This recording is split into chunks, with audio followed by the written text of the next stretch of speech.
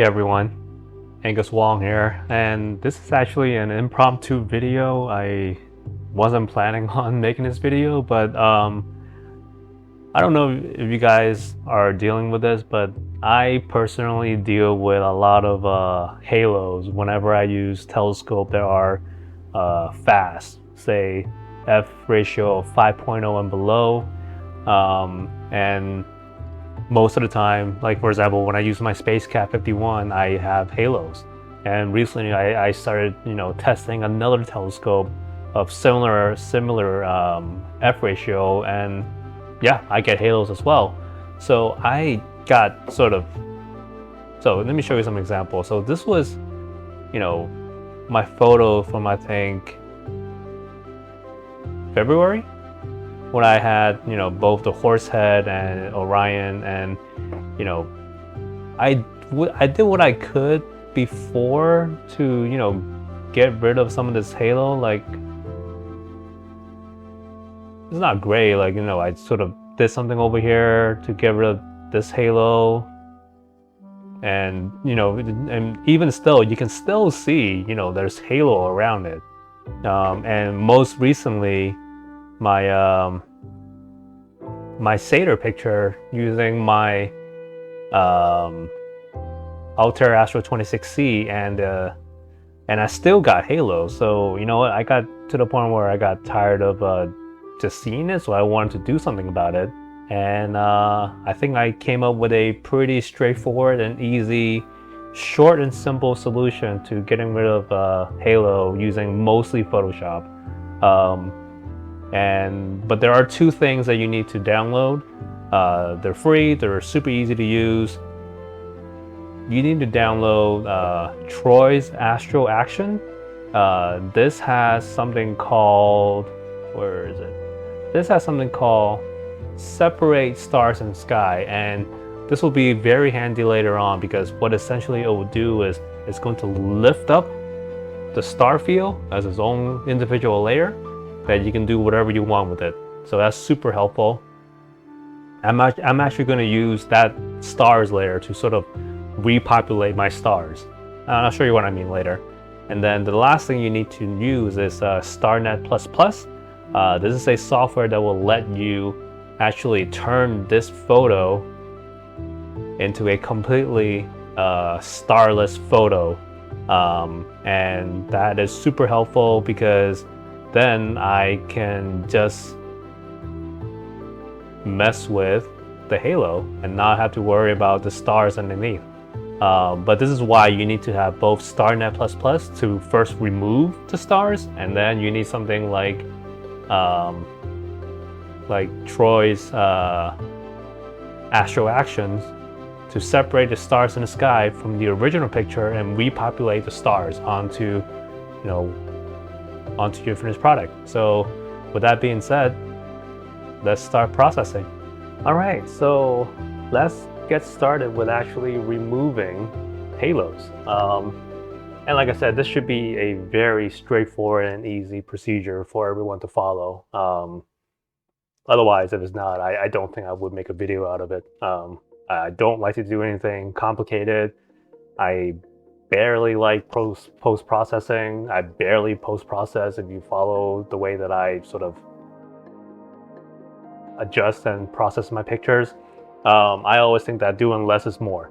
But so anyways, let's just get started. So the first thing you want to do, you want to process your image to the point where you can start seeing your nebulosity, your target, or your galaxies. And definitely you want to make sure you can see your stars, or you can actually go all the way and just completely finish processing and then just remove the halos later.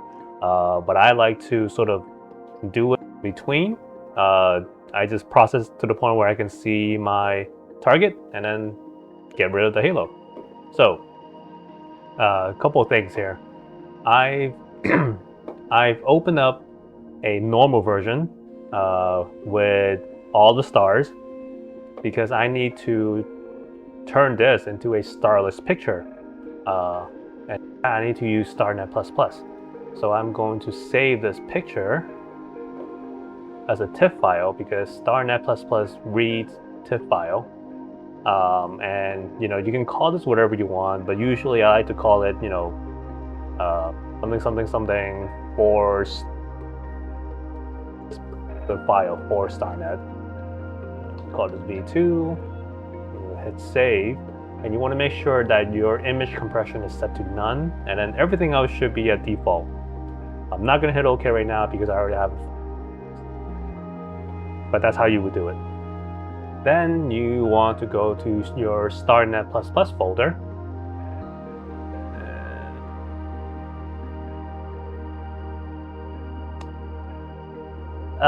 That's an unsettling message. I need more storage space. Awesome. Okay. Oh, I was already there. Okay. So, whenever you download your StarNet++, it's going to be in a zip folder, and you need to sort of bring out the folder from within a zip folder into a file destination that you like. So, a couple of things here. First of all, leave all these files alone. You don't need to, you know, touch them up. Just leave them where they are. But you need to tell StarNet what kind of picture you're using. You need to tell it whether it's a monochrome picture or a RGB full color picture. So this is a full color picture. So all I'm going to do is drag this over to this script thing icon, whatever this is, and it's going to open with RGB StarNet++. And you're going to see this little MS-DOS window thing. It's depending on the picture size and the speed of your computer. This could take anywhere from 2 minutes to 10 to 15 minutes. So just, you know, make sure you're prepared for that. This is sort of time intensive, but I've already got a picture done, so I'm just going to exit out of this. When StarNet++ is complete, it's going to churn out a picture, and it's always going to call it Starless. So I'll open it up for you. This was the original TIFF file that I fed into StarNet++, and this was the outcome. As you can see, there are technical pictures, but all the stars have been removed. And I need that because I need to be able to work on this halo without damaging the star underneath. So let's go back into Photoshop. And I've already got my Starless photo open up. All I'm going to do is I'm going to Control A or select all, and I'm going to copy it.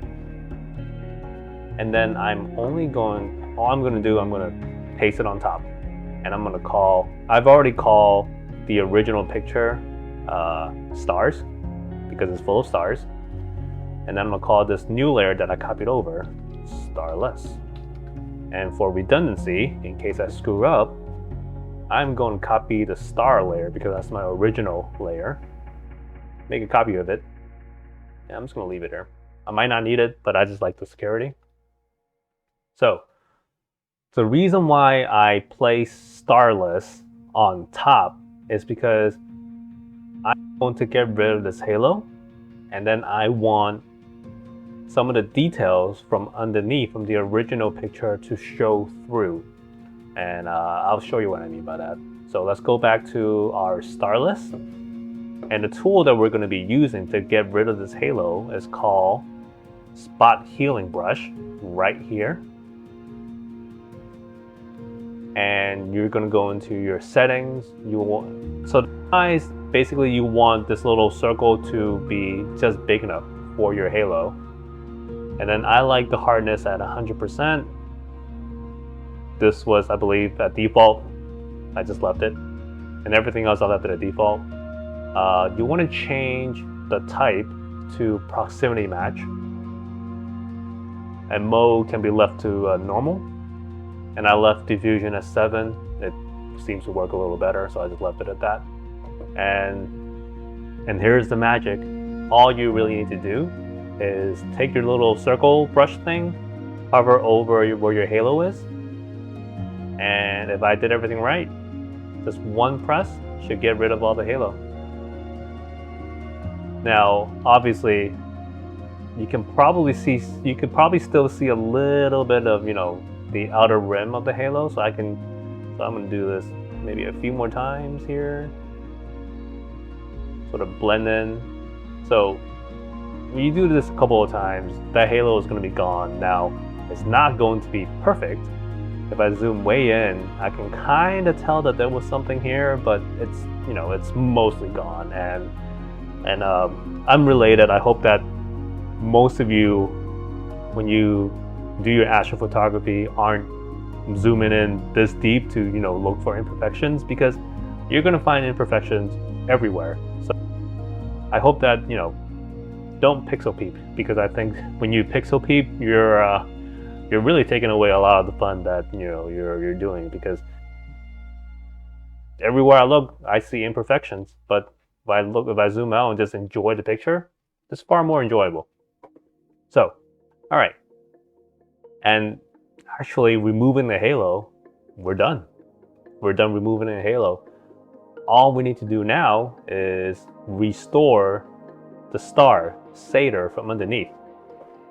And an easy way to do that, and this is why I specifically place Starless on top of stars, I'm going to use the eraser tool. Go back to my stars layer. Satyr, it's around here, right in the middle.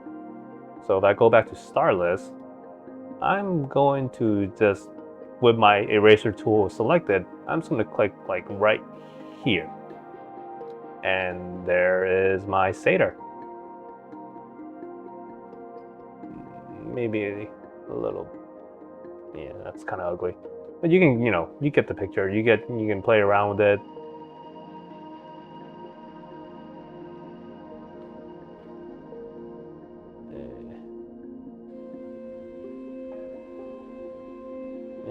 I'll find it. This is probably the most annoying part. There it is. I'm just going to call that good.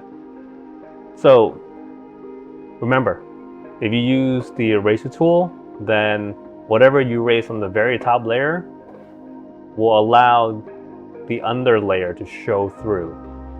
I hope that makes sense. But you're done. You're done removing your halo, and you restore the star within that halo. So the next thing that I want to do, I want to stamp this layer. I'm going to call this halo removed. Now the next thing we need to do, we need to sort of repopulate all the stars from the original picture. And there's a pretty easy way to do that.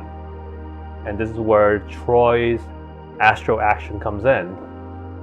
So you want to deselect your stamp layer that you created, the star layer that you created. You want to highlight stars for sure. And then you're going to go into this action tool set, and you can get that by going to Windows and then just click Actions.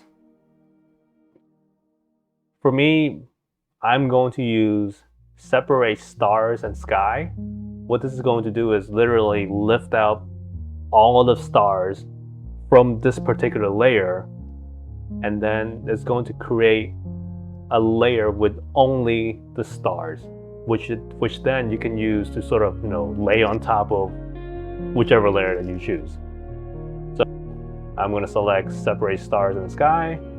I have my star layer selected, and I'm going to hit play. And then I'm just going to watch Photoshop do its magic over here. And this shouldn't take too long. This should take you less than 30 seconds. And we're done. So let's recap what Photoshop did.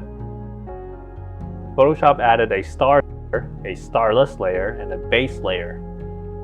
And we can go over what they are.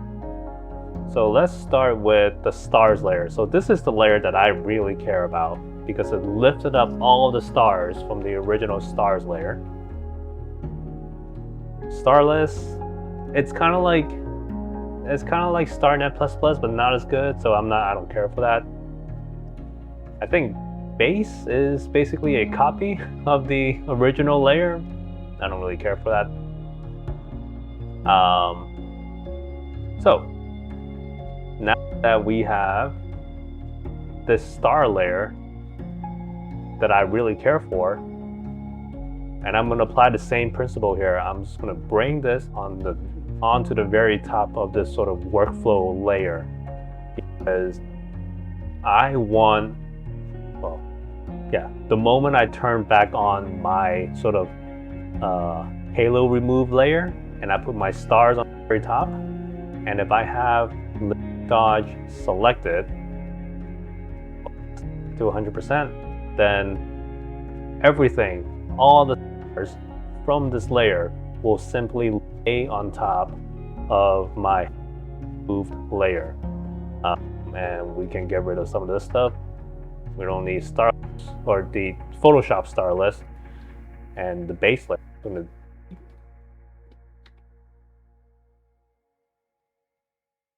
Yeah, you don't need that. So now I'm going to create a new stamp layer, and I'm going to call this Halo Remove